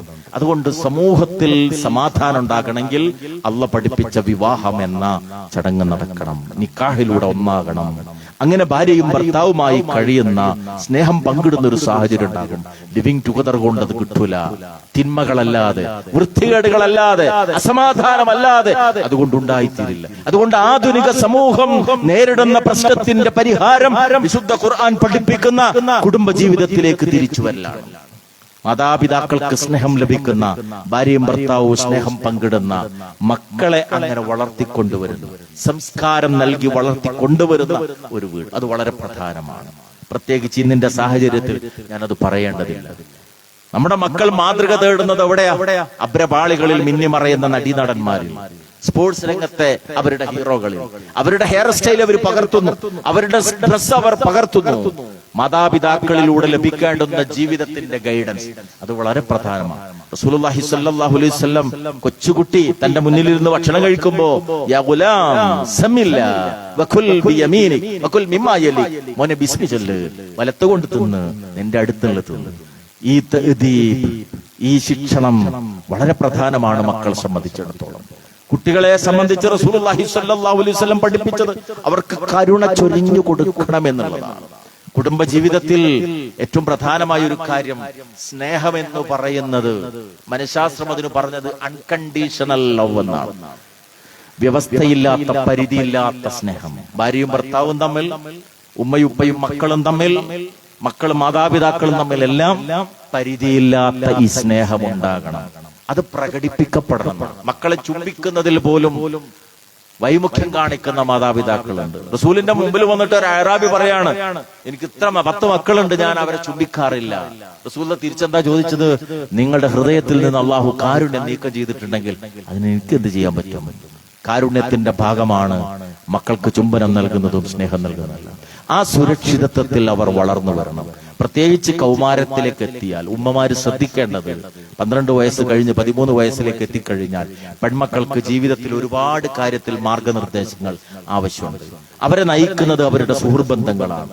അതിനു പകരം ഭക്ഷണം കഴിച്ചു, അതുപോലെ സ്കൂൾ വിട്ട് വന്ന് വീട്ടിലിരിക്കുന്ന, അടുക്കളയിലിരിക്കുന്ന സമയത്ത് ജീവിതത്തിന്റെ പച്ചയായ യാഥാർത്ഥ്യങ്ങൾ അവർക്ക് പകർന്നു കൊടുക്കേണ്ടത് ഉമ്മമാരാണ്. അതിന് നമ്മൾ ഒരു ജ്യേഷ്ഠത്തിയുടെ സ്ഥാനത്തേക്കൊന്ന് താഴ്ന്നിട്ട് അവരുമായുള്ള ഹൃദയത്തിന്റെ ബന്ധം ഊട്ടിയുറപ്പിച്ചെങ്കിലേ നമുക്കത് സാധിക്കുള്ളൂ. അതുപോലെ തന്നെ ഉപ്പമാര് ആൺമക്കളുടെ കാര്യത്തിലും ജീവിതം എന്ത് എന്ന് കൃത്യമായി അവർക്ക് പഠിപ്പിച്ചു. നമുക്കൊക്കെ അറിയാം, നമ്മുടെ കുട്ടിക്കാലത്തൊക്കെ ഒരു ഹവായി ചെരുപ്പിട്ട് നടന്ന് അതിന്റെ മടമ്പ് ഓട്ടയായാലും ചിലപ്പോ അണിഞ്ഞ് സ്കൂളിൽ പോയിട്ടുണ്ടാകും. 5000-ന്റെ 10,000-ന്റെ ഷൂ കഴിഞ്ഞ മാസം വാങ്ങിക്കൊടുത്തെങ്കിൽ ആ മകൻ ചിലപ്പോ ഇപ്പോ നമ്മളോട് പറയും, ഉപ്പ എനിക്ക് പുതിയത് വേറൊന്ന് വേണം. എന്നിട്ട് അവർ ചിലപ്പോ പറയാ, അതിന് 5000 ഉള്ളൂ ഉപ്പാന്ന, 5000 വില ഉള്ളൂ എന്നാ പറയാ. പണത്തിന്റെ വില നമ്മുടെ മക്കൾ പലപ്പോഴും അറിയാതെ പോകുന്നു എന്നതാണ് പ്രധാനം. അതുകൊണ്ട് തന്നെ ആ നിലക്ക് അവർ വഴിതെറ്റിപ്പോകാനും കാരണമാണ്. ജീവിതത്തിന്റെ പരിവരുത്ത യാഥാർത്ഥ്യങ്ങൾ നമ്മൾ അനുഭവിച്ചിട്ടുണ്ടെങ്കിൽ, പഠിച്ചിട്ടുണ്ടെങ്കിൽ അത് മക്കൾക്ക് പകർന്നു കൊടുക്കണം. ഇന്നതാണ് ജീവിതം. അതില്ലാതെ പോകുന്നത് കൊണ്ടാണ് നമ്മുടെ പെൺമക്കൾ എവിടെന്നെങ്കിലും ഒരു പുഞ്ചിരി കിട്ടുമ്പോ അവന്റെ കൂടെ ഇറങ്ങിപ്പോകുന്ന അവസ്ഥ വരുന്നത്. നിക്കാഹിന്റെ തലേന്ന് അന്യമതസ്ഥന്റെ കൂടെ ഇറങ്ങിപ്പോകുന്ന അവസ്ഥ വരുന്നത്. അള്ളാഹു നമ്മെയും നമ്മുടെ മക്കളെയും കാത്തുരക്ഷിക്കുമാറാകട്ടെ. അതുകൊണ്ട് സ്നേഹം വഴിഞ്ഞൊഴുകുന്നതാകണം വീട് എന്നതാണ് വിശുദ്ധ ഖുർആൻ നൽകുന്ന ഏറ്റവും പ്രധാനപ്പെട്ട സന്ദേശം. മറ്റൊന്ന് സാമ്പത്തികവുമായി ബന്ധപ്പെട്ട മേഖലയാണ്. മനുഷ്യൻ ഇടപെടുന്ന മേഖലകളിലെ ഏറ്റവും പ്രധാനപ്പെട്ട ഒന്നാണല്ലോ സമ്പത്ത് എന്ന് പറയുന്നത്. സമ്പത്തിന് വേണ്ടിയാണ് രാജ്യങ്ങൾ പിടിച്ചടക്കപ്പെടുന്നത്. സമ്പത്തിന് വേണ്ടിയാണ് കുടുംബങ്ങളിൽ പ്രശ്നങ്ങൾ ഉണ്ടായിത്തീരുന്നത്. ഇവിടെ വളരെ കൃത്യമായി വിശുദ്ധ ഖുർആൻ മുന്നോട്ട് വെച്ചൊരു കാഴ്ചപ്പാട് ഈ വിഷയത്തിൽ. സമ്പത്ത് എന്റേതല്ല എന്ന് മനുഷ്യൻ മനസ്സിലാക്കുന്നതാണ്. നാം നിങ്ങൾക്ക് നൽകിയതിൽ നിന്ന് നിങ്ങൾ ചിലവഴിക്കുക എന്നാണ് അള്ളാഹുവിന്റെ കൽപ്പന. അപ്പൊ ഞാൻ കൈകാര്യകർത്താവ് മാത്രമാണ്, ഇതിന്റെ ഉടമ അള്ളാഹുവാണ്. എന്റെ ശ്വാസം എപ്പോൾ നിലക്കുന്നുവോ ആ സന്ദർഭത്തിൽ എന്റെ മക്കൾ ഇത് അവരുടേത് എന്ന് പറഞ്ഞ് അവകാശപ്പെടും. അതുകൊണ്ട് ഈ സമ്പത്തിൽ നിന്ന് എന്താണോ ഞാൻ അതിന്റെ അവകാശികൾക്ക് നൽകേണ്ടത് അത് കൃത്യമായി ഞാൻ നൽകിയിട്ടില്ലെങ്കിൽ എനിക്കത് പരലോകത്ത് നഷ്ടമായി തീരും എന്നുള്ളത് മനസ്സിലാക്കുക ഏറ്റവും പ്രധാനമാണ്. വിശുദ്ധ ഖുർആൻ 2-ാമത്തെ അധ്യായം 168-ാമത്തെ ആയത്തിലൂടെ വളരെ കൃത്യമായി നമ്മളോട് പഠിപ്പിച്ചു, യാ അയ്യുഹന്നാസ് കുലൂ മിമ്മാ ഫിൽ അർളി ഹലാലൻ തയ്യിബ. മനുഷ്യരെ എന്ന് വിളിച്ചിട്ട് അല്ലാഹ് പറയാണ്, കുലൂ മിമ്മാ ഫിൽ അർള്, ഈ ഭൂമിയിൽ നിന്ന് നിങ്ങൾ ഭക്ഷിച്ചുകൊള്ളൂ. ഏത്? ഹലാലൻ തയ്യിബൻ. വളരെ വിശാലമായ ആശയമുള്ള ഒരു വചനമാണ്. 2 കാര്യങ്ങളാണ് മാനദണ്ഡമായി പറയുന്നത്. ഒന്ന് ഹലാലായിരിക്കണം, അനുവദനീയമായ മാർഗത്തിലൂടെ സമ്പാദിച്ചതാണ്. 2 തയ്യിബാകണം, ഗുണപരമായി നല്ലതാകണം. അത് വളരെ കൃത്യമായി ശ്രദ്ധിക്കേണ്ടുന്ന ഒരു കാര്യമാണ്. നമ്മളൊരു ടാക്സി ഡ്രൈവർ ആണോ, നമ്മളെ ഒരാളെ വണ്ടി വിളിച്ചു, ആ വണ്ടി അയാൾക്ക് ഇറങ്ങേണ്ടുന്ന സ്ഥലത്ത് അയാളെ ഇറക്കി നമ്മൾ കാശ് വാങ്ങി, ആ യാത്രക്കാരന്റെ മനസ്സ് തോന്നലുണ്ടാക്കാൻ പാടില്ല, ഇവിടേക്ക് 250 ഉറുപ്പ്യേ ഉള്ളൂ, അവനെന്നോട് 300 വാങ്ങിയിട്ടുണ്ട്, 50 അധികമാണ് തോന്നാൻ പാടില്ല. നമ്മുടെ കടയിൽ നിന്ന് കച്ചവട വസ്തു വാങ്ങിയിട്ടുള്ള ഒരാൾക്ക് മാർക്കറ്റിലെ വിലയേക്കാൾ 10 ഉറുപ്പ്യ അധികമാണ് ഇവൻ എന്നോട് വാങ്ങിയത് തോന്നാൻ പാടില്ല. പരസ്പര തൃപ്തിയുള്ളതാകണം കച്ചവടം എന്നതാണ് വിശുദ്ധ ഖുർആന്റെ നിർദ്ദേശം. അഥവാ വാങ്ങുന്നവന് തോന്നണം, ഞാൻ ഇന്നത്തെ മാർക്കറ്റ് റേറ്റ് കൊടുത്തിട്ടാണ് ഇത് വാങ്ങിയത്, ഞാൻ വഞ്ചിക്കപ്പെട്ടിട്ടില്ല. വിറ്റവന്റെ മനസ്സിലും ചിന്തയുണ്ടാകണം, ഞാൻ ഒരിക്കലും ഈ കാര്യത്തിൽ അമിത ലാഭം ഈടാക്കിയിട്ടില്ല എന്നുള്ളത്. അപ്പോഴേ പരസ്പര തൃപ്തിയുള്ളതാകുന്നു. അതാണ് വിശുദ്ധ ഖുർആൻ കച്ചവടത്തിന്റെ കാര്യത്തിൽ കൃത്യമായി പഠിപ്പിക്കുന്നത്. സാമ്പത്തിക രംഗത്തെ സംബന്ധിച്ചിടത്തോളം സൂക്ഷ്മത പാലിക്കുന്ന ഒരു സമൂഹത്തെ റസൂലുള്ള എவ்விதം വളർത്തിക്കൊണ്ടുവന്നു എന്നത് ചരിത്രത്തിൽ നമുക്ക് കാണാൻ സാധിക്കുന്നതാണ്. നമ്മളെ സംബന്ധിച്ചിടത്തോളം പലപ്പോഴും ഈ വിഷയത്തിൽ അശ്രദ്ധ വരുന്നു എന്നുള്ളത് ഒരു പ്രധാനപ്പെട്ട കാര്യമാണ്. സാമ്പത്തിക വിഷയത്തിൽ എങ്ങനെയായാലും കുഴപ്പമൊന്നുമില്ല, അത് സ്ത്രീധനത്തിന്റെ പേരിലായാലും ശരി, കച്ചവടത്തിലെ ഇടപാടുകളുടെ പേരിലാണെങ്കിലും, ടാക്സ് വെട്ടിപ്പിന്റെ കാര്യത്തിലാണെങ്കിലും ശരി, ഏതിലാണെങ്കിലും അതൊക്കെ പടച്ചോനങ്ങ് പൊറുക്കും എന്നുള്ള ചിന്തയാണ് പലപ്പോഴും നമ്മളെ പിടികൂടുന്നത്. ഇതുപോലെ തന്നെ പരിശുദ്ധ ഇസ്ലാമിന്റെ ഈ വിഷയത്തിലൊക്കെയുള്ള നിർദ്ദേശം എത്ര പ്രസക്തമാണ് എന്ന് നമുക്ക് മനസ്സിലാക്കാൻ സാധിക്കും. ഇപ്പോ വായനശാല അല്ലെങ്കിൽ പിന്നെ പൊത്തിട്ട് ഈ റോഡിന്റെ സൈഡിൽ എവിടെയെങ്കിലും ഒരു സ്ഥലം വിൽപ്പനക്ക് വെച്ചിട്ടുണ്ടെന്ന് കരുതും. നമ്മളോട് ഒരു ബ്രോക്കർ വന്ന് പറയാണ്, നേരത്തെ 10 ലക്ഷം കിട്ടണമെന്ന് പറഞ്ഞിരുന്ന സെന്റിന് മൂപ്പർക്ക് കുറച്ച് ബാങ്ക് ഇടപാടൊക്കെ ഉണ്ടായിരുന്നു, ജപ്തി നോട്ടീസ് വന്നിട്ടുണ്ട്, മോളെ കല്യാണവും നിശ്ചയിച്ചിട്ടുണ്ട്, നല്ല ടൈറ്റിലാണ്, നേരത്തെ 9 പറഞ്ഞിട്ട് കൊടുത്തിട്ടില്ല, പക്ഷെ ഇപ്പൊ ഒന്ന് ഇരുന്ന് സംസാരിച്ചാൽ ചിലപ്പോ ഒരു 7 മറിയും എന്നൊരു ബ്രോക്കർ വന്ന് പറഞ്ഞാൽ 1400 കൊല്ലം മുമ്പ് മുഹമ്മദ് റസൂലുള്ളാഹി സ്വല്ലല്ലാഹു അലൈഹി വസല്ലം പഠിപ്പിച്ചു, ആ കച്ചവടത്തിൽ നീ പോകാൻ പാടില്ല. നിന്റെ സഹോദരന്റെ ഒരു സാമ്പത്തിക പ്രതിസന്ധി ചൂഷണം ചെയ്തുകൊണ്ട് അവന്റെ വസ്തു നീ സ്വന്താക്കാൻ പാടില്ല. ഓൻപത്തിരി ടൈറ്റിലാണ്, അതുകൊണ്ട് ഒന്ന് ഇരുന്ന് സംസാരിച്ചാൽ അതെനിക്ക് നിങ്ങൾ വാങ്ങാം എന്ന ചിന്ത നിനക്ക് പാടില്ല. കാരണം മുഅ്മിനിന്റെ പ്രയാസമായിരിക്കണം. തന്റെ സഹോദരനായ ഒരു വിശ്വാസിയുടെ പ്രതിസന്ധി തന്റെ പ്രതിസന്ധിയായി കാണാം. സത്യവിശ്വാസികൾ ഒരു കെട്ടിടത്തിലെ ശിലകളെ പോലെ പരസ്പരം സ്നേഹിക്കേണ്ടുന്നവരാണ്.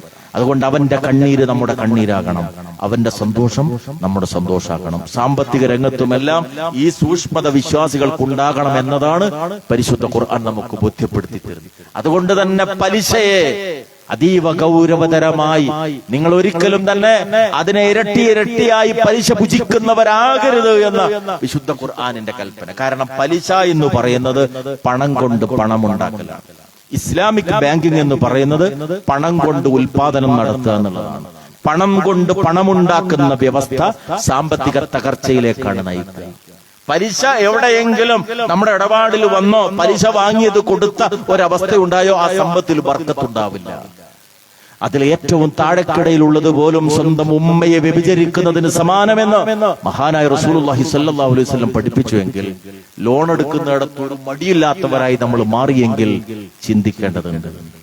വീടിനൊരു എക്സ്റ്റൻഷൻ വർക്ക്, ഒരു റൂം അധികം ഉണ്ടാക്കണം, അതിന് ബാങ്കിൽ നിന്ന് ഒരു ലോണ് വാങ്ങാം, ഒരു വണ്ടി എടുക്കണം, അതിന് നല്ലൊരു സംഖ്യ ലോണ് വാങ്ങാം എന്നിങ്ങനെ പലിശയുമായി ബന്ധപ്പെട്ട ഇടപാടുകളിൽ പെടുന്നതിൽ ഒരു പ്രയാസമില്ലാത്ത അവസ്ഥയിലേക്ക് നമ്മൾ എത്തിയോ, ഗൗരവതരമായി നമ്മൾ അതിനെ കാണേണ്ടതുണ്ട്. കാരണം വിശുദ്ധ ഖുർആൻ അത്ര ഗൗരവത്തിലാണ് ഈ വിഷയം നമുക്ക് ബോധ്യപ്പെടുത്തി തന്നിട്ടുള്ളത്. ഇങ്ങനെ തുടങ്ങി സമൂഹവുമായി ബന്ധപ്പെടുന്ന ഓരോ കാര്യങ്ങൾ, നമ്മൾ ജീവിക്കുന്ന ഒരു കാലഘട്ടം ജീവന് വില നഷ്ടപ്പെട്ടുകൊണ്ടിരിക്കുന്ന ഒരു കാലത്താണ് നമ്മൾ ജീവിക്കുന്നത്. വലാ തഖ്തുലൂ അൻഫുസകും, നിങ്ങൾ നിങ്ങളെ തന്നെ വധിക്കരുത് എന്ന വിശുദ്ധ ഖുർആനിന്റെ കൽപ്പന.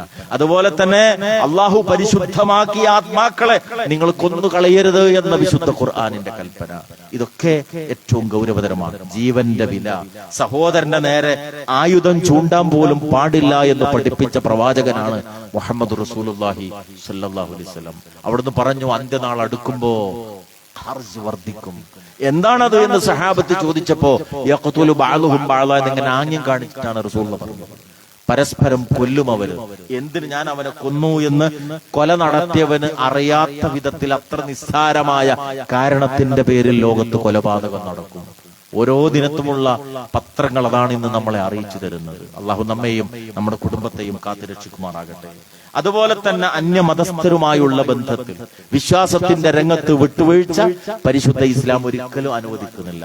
അവരുടെ ആഘോഷങ്ങളുമായി കൂടിച്ചേർന്ന് ആ ആഘോഷങ്ങളെ ആഘോഷിക്കുക, അതിന്റെയൊക്കെ കൂടെ നിൽക്കുക, അത് മതസൗഹാർദ്ദമാണ് എന്ന് തെറ്റിദ്ധരിച്ച ഒരു കാലത്താണ് നമ്മൾ ജീവിക്കുന്നത്. സ്വന്തം വിശ്വാസത്തെ മുറുകെ പിടിച്ചുകൊണ്ട് മനുഷ്യരെന്നുള്ള നിലക്കുള്ള സൗഹൃദം കാത്തു സൂക്ഷിക്കണമെന്ന് പഠിപ്പിക്കുന്ന മതമാണ് ഇസ്ലാം. ആ പരിശുദ്ധ ദീൻ വിശുദ്ധ ഖുർആനിലൂടെ അള്ളാഹു പറഞ്ഞത്, വലാ തസുബ്ബുല്ലദീന യദഊന മിൻ ദൂനില്ലാഹി ഫയസുബ്ബുല്ലാഹ അദുവൻ ബിഗൈരി ഇൽമ്. അല്ലാഹുവിന് പുറമെ മറ്റുള്ളവർ വിളിച്ചു പ്രാർത്ഥിക്കുന്ന ആരാധ്യ വസ്തുക്കളെ നിങ്ങൾ ഒരിക്കലും ചീത്ത വിളിക്കരുത്. അങ്ങനെ നിങ്ങൾ ചെയ്താൽ നിങ്ങളെ ആരാധ്യനെ അവരും ചീത്ത വിളിക്കാൻ കാരണമായി തീരും. അതുകൊണ്ട് അന്യമതങ്ങളുടെ ആരാധ്യ വസ്തുക്കളെ ഒരിക്കലും അപഹസിക്കരുത് എന്ന് പഠിപ്പിക്കുന്ന വിശുദ്ധ ഖുർആൻ പരസ്പര സ്നേഹത്തിന്റെ ഉദാത്തമായൊരു സന്ദേശമാണ് ഇവിടെ മാനവികതയുടെ മുന്നിൽ സമർപ്പിക്കുന്നത്. അതോടൊപ്പം ഏതൊക്കെ തിന്മകൾ സമൂഹത്തിലുണ്ടോ അതിനെയെല്ലാം പരിശുദ്ധ ഖുർആൻ അതിനിശിതമായി എതിർക്കുകയും വിവാദനം ചെയ്യണമെന്ന് ആവശ്യപ്പെടുകയും ചെയ്യുന്നു. ഖുർആൻ ഏതിനെ നന്മയായി പഠിപ്പിച്ചിട്ടുണ്ടോ അതെന്നും നന്മയാണ്. ഖുർആൻ ഏതിനെ തിന്മയെന്ന് പറഞ്ഞിട്ടുണ്ടോ അതെന്നും തിന്മയാണ്. കാലം എത്ര മുന്നോട്ട് നീങ്ങട്ടെ, എവിടെ ഒരു മാറ്റവും അക്കാര്യത്തിൽ സംഭവിക്കുകയില്ല. നമുക്കറിയാം, നേരത്തെ പറഞ്ഞ ലൈംഗിക തിന്മയുമായി ബന്ധപ്പെട്ടുകൊണ്ട് വിശുദ്ധ ഖുർആനിലൂടെ അള്ളാഹു പറഞ്ഞു, നിങ്ങൾ വ്യഭിചാരത്തോട് വലാ തഖറബുസ് സിന, വ്യഭിചാരത്തോട് നിങ്ങൾ അടുത്തു പോകരുത് എന്ന്. വ്യഭിചരിക്കരുത് എന്നല്ല, മറിച്ച് വ്യഭിചാരത്തോട് അടുത്തു പോകരുത് എന്ന് വളരെ കൃത്യമായി വിശുദ്ധ ഖുർആനിലൂടെ അള്ളാഹു പഠിപ്പിക്കുന്നു.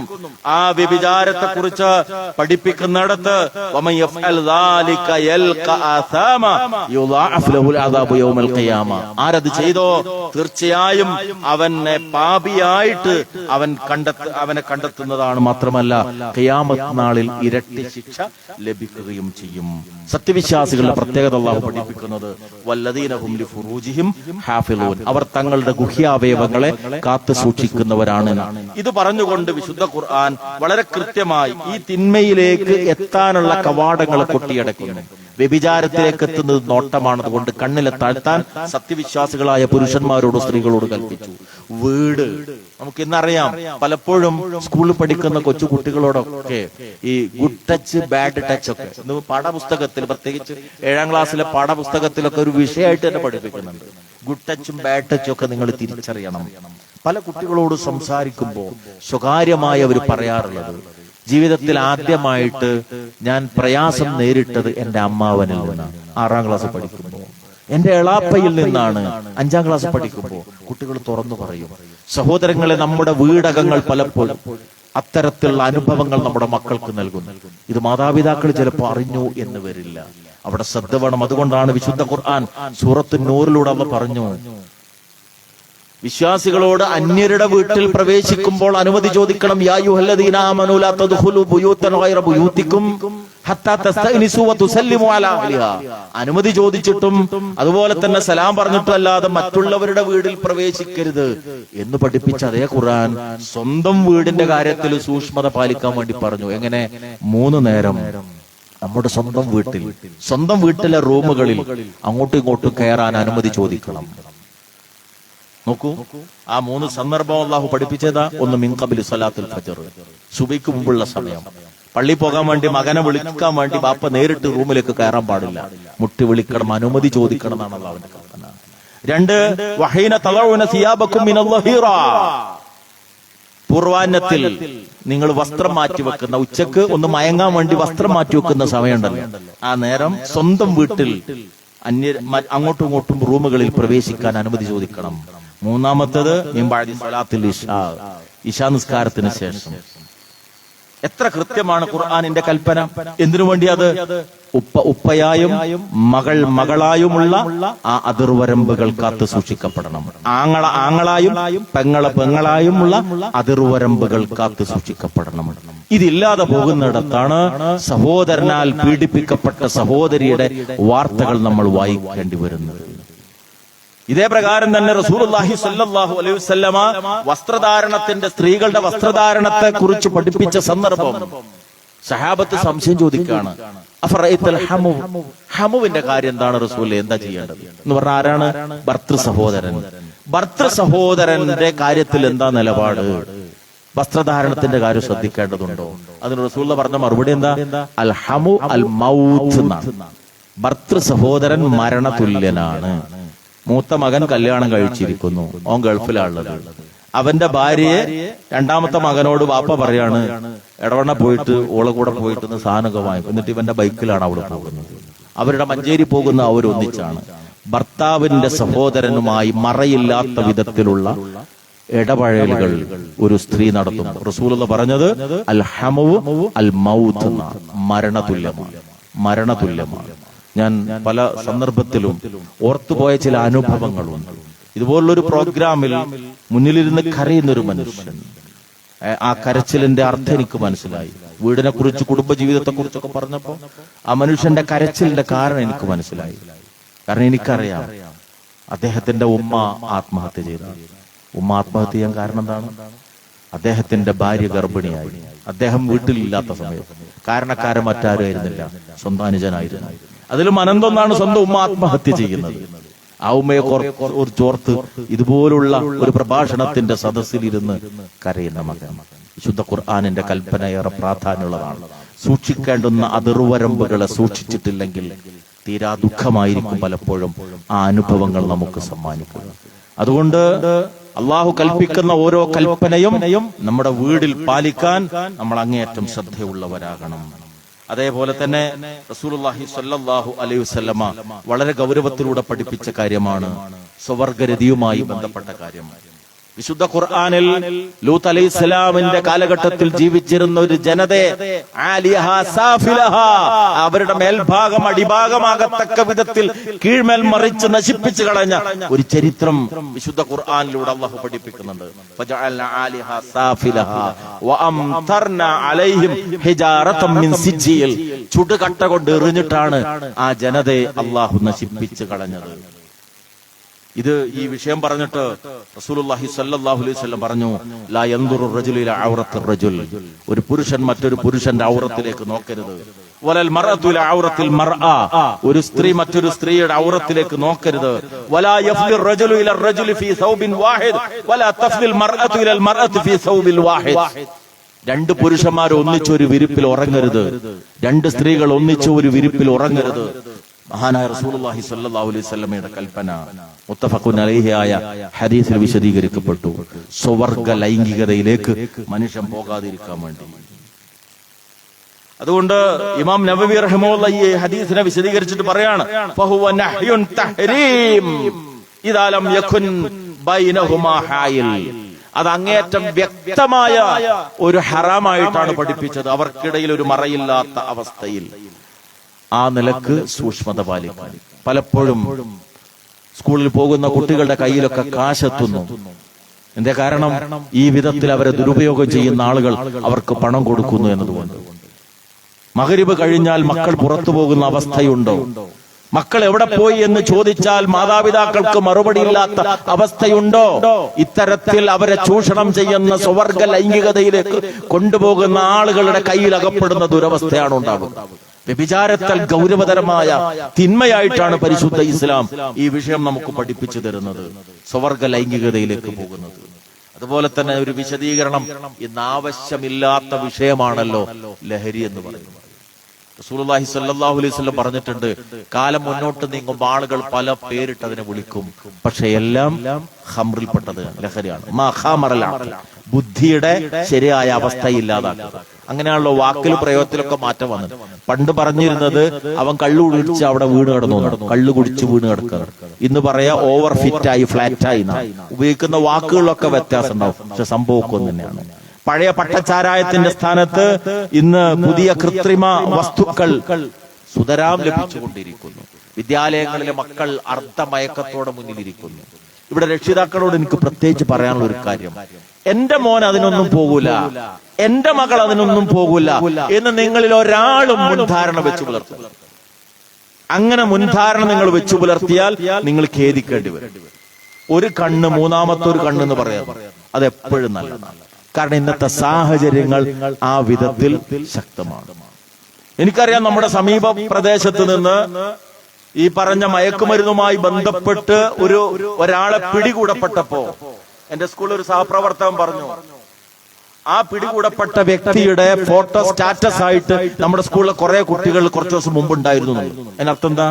ഈ മക്കൾക്കൊക്കെ അയാളായിട്ട് ബന്ധമുണ്ടെന്ന് തന്നെയല്ലേ. അതുകൊണ്ട് ഒരിക്കലും എന്റെ മക്കൾ അതിനൊന്നും പോകില്ല എന്നുള്ള മുൻധാരണ നമ്മൾ ആരും വെച്ച് പുലർത്താൻ പാടില്ല. അത്രയേറെ ഇന്ന് ഈ തിന്മ പിടിമുറുക്കി കഴിഞ്ഞിരിക്കുകയാണ്. അത്രയേറെ പിടിമുറുക്കി. നിയമപാലകരിൽ നിന്നോ സമൂഹത്തിന്റെ മറ്റു തലത്തു നിന്നോ ഇതിനെതിരെ നടപടി ഉണ്ടാകുന്ന നമുക്ക് പ്രതീക്ഷിക്കാനില്ല. കാരണം കുറച്ചു ദിവസം മുമ്പ് ഒരു സുഹൃത്ത് എന്നോട് അനുഭവം പറഞ്ഞു, ഓട്ടോ ഡ്രൈവറും കൂടെ രണ്ടുപേരും ഉണ്ട്. ഈ സാധനമാണെന്ന് കണ്ടു, വണ്ടി ആകെ പൊളഞ്ഞു, ആക്സിഡന്റ് ആകുന്ന ഒരു അവസ്ഥ വന്നു. സ്റ്റേഷനിലേക്ക് വിളിച്ചു വന്നു, എസ്ഐയും പാർട്ടിയൊക്കെ വന്ന് ഇവരായിരുന്നു എന്ന് ചോദിച്ചു. വണ്ടി കൊണ്ടുപോയി കുറച്ച് കഴിഞ്ഞപ്പോ ഇതേ ആളുകൾ തിരിച്ചു വരുന്ന കണ്ട് ഈ വണ്ടി സാധനം എടുത്ത് അവർ പോവുകയും ചെയ്തു. കാരണം ഇവർ സ്ഥിരം പ്രതികളാണ്. അത് നമ്മുടെ നാട്ടിലെ നിയമം കൈകാര്യം ചെയ്യുന്ന ആളുകൾക്കൊക്കെ അറിയാം. പരിഹാരം ഒന്ന് മാത്രമേ ഉള്ളൂ, നമ്മുടെ മക്കളെ നമ്മൾ കാക്കുക എന്നുള്ളത്. ജീവിതത്തിന്റെ ഗണ്യമായ ഭാഗം മക്കൾക്ക് വേണ്ടി കഷ്ടപ്പെട്ട അവസാനം ഒരു മദ്യപാനിയുടെ ഉമ്മയാകാൻ, ഒരു മദ്യപാനിയുടെ ഉപ്പയാകാൻ വിധിക്കപ്പെടുന്നുവെങ്കിൽ എത്ര ദുരന്തമാണ് സഹോദരങ്ങളെ. അള്ളാഹു നമ്മളെ കാത്തുരക്ഷിക്കുമാറാകും. നരകത്തിന്റെ ഗൗരവതരമായ അവസ്ഥ പറഞ്ഞപ്പോ റസൂലുള്ളാഹി സ്വല്ലല്ലാഹു അലൈഹി വസല്ലം പറഞ്ഞു, ഖാനത്തുൽ ഖിബാൽ, ഒരു പ്രത്യേകമായ പാനീയം നൽകപ്പെടുന്നവരുണ്ട് അവിടെ നരകത്തിൽ. എന്താണത് റസൂലേ എന്ന് സഹാബത്ത് സംശയം ചോദിച്ചപ്പോ അറഖു അഹ്ലിന്നാർ ഉസാറത്തു അഹ്ലിന്നാർ, നരകത്തിൽ ആളുകൾ വെന്തെരിയുമ്പോ അവരുടെ ദേഹത്ത് നിന്ന് ഒഴുകുന്ന മഞ്ഞ നിറത്തിലുള്ള ദ്രാവകം, അവരുടെ ദേഹത്ത് നിന്ന് ഒഴുകുന്ന വിയർപ്പ് ചീഞ്ചലം, അതാണ് കുടിക്കാൻ കൊടുക്കാർക്ക് ഈ ദുനിയാവിൽ ലഹരി ഉപയോഗിച്ചവന് എന്നാണ് മുഹമ്മദ് റസൂലുള്ളാഹി സ്വല്ലല്ലാഹു അലൈഹി വസല്ലം പഠിപ്പിച്ചിട്ടുള്ളത്. ശ്രദ്ധിക്കണം നമ്മൾ, സൂക്ഷിക്കണം നമ്മൾ നമ്മുടെ മക്കളുടെ കാര്യത്തിൽ. തിന്മകൾ വ്യാപിച്ചുകൊണ്ടേയിരിക്കുക. പരിഹാരം അള്ളാഹുവിന്റെ ഖുർആനിലേക്കുള്ള തിരിച്ചുപോക്ക് മാത്രമാണ്. ആ ഖുർആനിന്റെ സന്ദേശം നമ്മുടെ വീട്ടിലും നമ്മുടെ മഹലിലും നമ്മുടെ നാട്ടിലും നടപ്പാക്കൽ, ഉത്ബോധനങ്ങൾ, അതല്ലാതെ ഒരു പരിഹാരവുമില്ല. നമ്മൾ ഇങ്ങനെ എന്ത് സംഭവിച്ചു, കൊറോണയ്ക്ക് ശേഷം കുട്ടികളുടെ അവസ്ഥ, ഒരു മാനവും മര്യാദ ഉളുപ്പില്ല എന്ന് നമ്മളിങ്ങനെ പരാതി പറഞ്ഞുകൊണ്ട് ഒരു കാര്യമില്ല. മാറ്റമുണ്ടാകണമെങ്കിൽ 1400 കൊല്ലം മുമ്പ് ഇതിലേറെ വൃത്തികേടിലായിരുന്ന ഞാൻ മരണപ്പെട്ടാൽ മുന്തിരിവള്ളിയുടെ താഴെ മറവ് ചെയ്യണം, എങ്കിൽ അതിന്റെ വേരിൽ നിന്ന് എനിക്ക് വീഞ്ഞു വലിച്ചു കുടിക്കാം എന്ന് കവിത എഴുതാൻ മാത്രം മധ്യാസക്തരായ ഒരു ജനതയാണ് വിശുദ്ധ ഖുർആൻ മാറ്റിയത്. എങ്ങനെ? ആയത്തിറക്കിയിട്ട് ഇന്നമൽ ഖംറു വൽ മൈസിർ വൽ അൻസാബു വൽ അസ്ലാം റിജ്സും മിൻ അമലി ശൈത്താൻ ഫജ്തനിബു ലഅല്ലകും തുഫ്ലിഹൂൻ. മദ്യവും ചൂതാട്ടവും പ്രശ്നം വെക്കാനുള്ള അമ്പുകളും പ്രതിഷ്ഠകളും ഒക്കെ പൈശാചിക കാര്യങ്ങളിൽ പെട്ടതാണ്. നിങ്ങൾക്ക് ജീവിതത്തിൽ വിജയിക്കണമെന്നുണ്ടെങ്കിൽ അത് വർജിക്കണം എന്ന് അള്ളാന്റെ കൽപ്പന വന്നപ്പോ പിഴുതെറിയാൻ ഒരു പ്രയാസം അവർക്ക് ഉണ്ടായില്ല. ആ ഖുർആൻ നമ്മുടെ കയ്യിലുണ്ട്. ഈ ഖുർആൻ കൊണ്ട് മാത്രമേ ലഹരിക്കടിമപ്പെട്ട ആധുനിക തലമുറയെയും നമുക്ക് മാറ്റിയെടുക്കാൻ സാധിക്കുള്ളൂ. സഹോദരങ്ങളെ, ഞാൻ അവസാനിപ്പിക്കുകയാണ്. അള്ളാഹുവിന്റെ കലാം, അതിമഹത്തായ റബ്ബിന്റെ ഗ്രന്ഥം, അത് നമ്മുടെ വീട്ടിൽ ഉറങ്ങിക്കിടക്കുന്ന, അവഗണിക്കപ്പെടുന്ന ഒരവസ്ഥയിലാണെങ്കിൽ നഷ്ടമാണ്. നാളെ പരലോകത്ത് ഒരു രംഗം വരാനുണ്ട്. വിശുദ്ധ ഖുർആൻ അവഗണിച്ച ഒരു ജനതയെ മുന്നിൽ വെച്ചുകൊണ്ട് റസൂലുള്ളാഹി സ്വല്ലല്ലാഹു അലൈഹി വസല്ലം യാ റബ്ബ് ഇന്ന ഖൗമി ഇത്തഖദു ഹാദൽ ഖുർആന മഹ്ജൂറ, ഈ നരകം എന്റെ ഉമ്മത്തിന് നൽകപ്പെടാൻ കാരണം ഖുർആനിനെ അവർ അഗണ്യ കോടിയിൽ തള്ളിക്കളഞ്ഞു എന്നാണ്. ഖുർആൻ പഠിച്ചില്ല, ഖുർആൻ ഉൾക്കൊണ്ടില്ല, അത് പ്രബോധനം ചെയ്തില്ല എന്നതുകൊണ്ട് നരകത്തിലേക്ക് വലിച്ചെറിയപ്പെടുന്ന ഒരു പരലോകം. അല്ലാഹു നമ്മെ കാത്തുരക്ഷിക്കുമാറാകട്ടെ. വമൻ അഅറദ അൻ ദിക്രി ഫഇന്ന ലഹു മഈശതൻ ലങ്ക. ഈ ദിക്റിൽ നിന്ന്, ഈ ഖുർആനിൽ നിന്ന് ആരകലുന്നുവോ അവൻ ഇടുങ്ങിയ വേദനാജനകമായ ഒരവസ്ഥയാണ്, ഒരു ജീവിതമാണ് ഉണ്ടാവുക. മാത്രമല്ല വനഹ്ശുറുഹു യൗമൽ ഖിയാമത്തി അഅമാ, അന്ത്യനാളിൽ ഉയർത്തെഴുന്നേൽപ്പിക്കപ്പെടുമ്പോൾ കണ്ണ് കാണാത്തവനായിട്ടാണ് അവനെ ഹാജരാക്കുക, ഉയർത്തെഴുന്നേൽപ്പിക്കുക എന്ന് സൂറത്തു താഹയിലൂടെ, വിശുദ്ധ ഖുർആനിലൂടെ അല്ലാഹു പഠിപ്പിക്കുന്നു.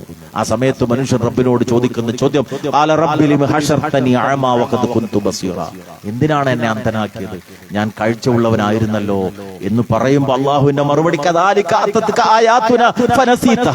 അപ്രകാരം എന്റെ ആയത്തുകൾ നിനക്ക് വന്നിരുന്നു, പക്ഷെ നീയൊക്കെ അവഗണിച്ചു, നീയൊക്കെ മറന്നാണ് ജീവിച്ചത്. അതുകൊണ്ട്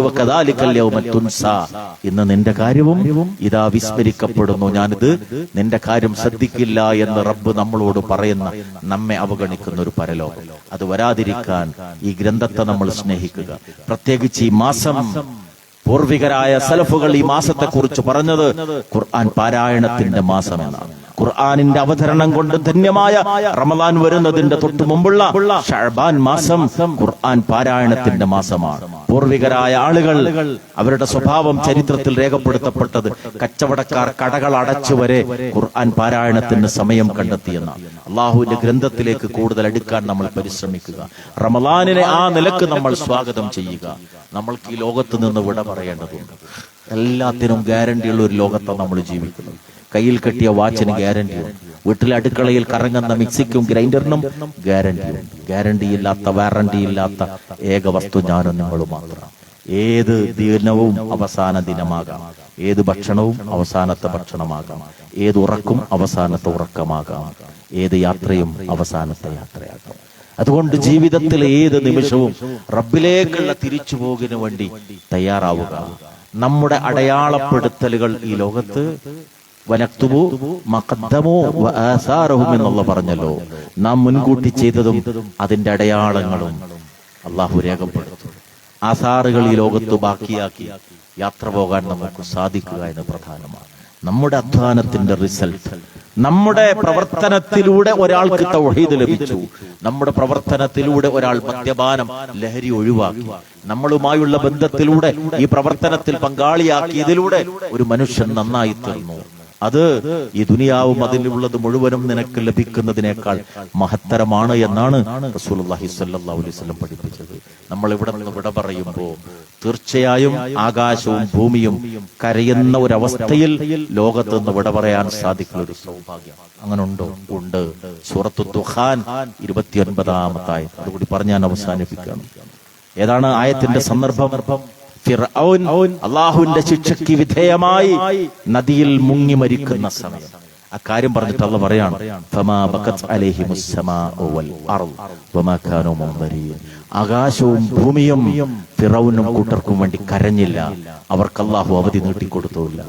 സൂറത്തു ദുഖാനിലെ 29-ാമത്തെ ആയത്ത് ഇറങ്ങിയപ്പോ സഹാബികൾ റസൂലിനോട് സംശയം ചോദിച്ചു, റസൂലെ, ആകാശവും ഭൂമിയും കരയുകയോ?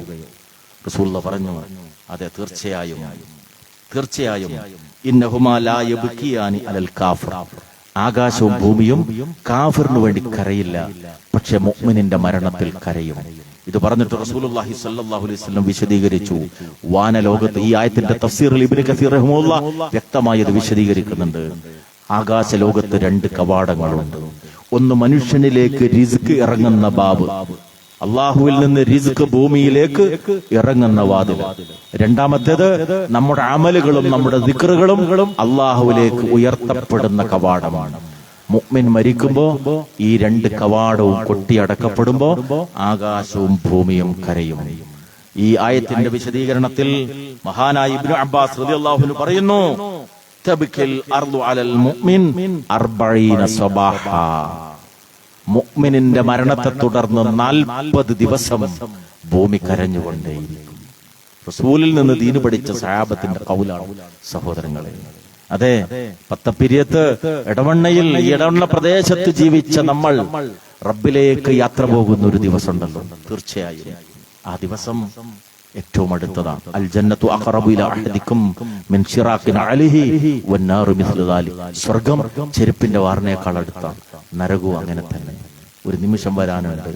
ഇതുവരെ വീട്ടിലേക്ക് നമ്മൾ ക്ഷണിച്ചവർ മാത്രമാണ് വന്നത്. ക്ഷണിക്കാതെ കേട്ടറിഞ്ഞവരെല്ലാം നമ്മുടെ സുന്ദരമായ വീട്ടിലേക്ക് വരുന്ന ഒരു ദിവസം.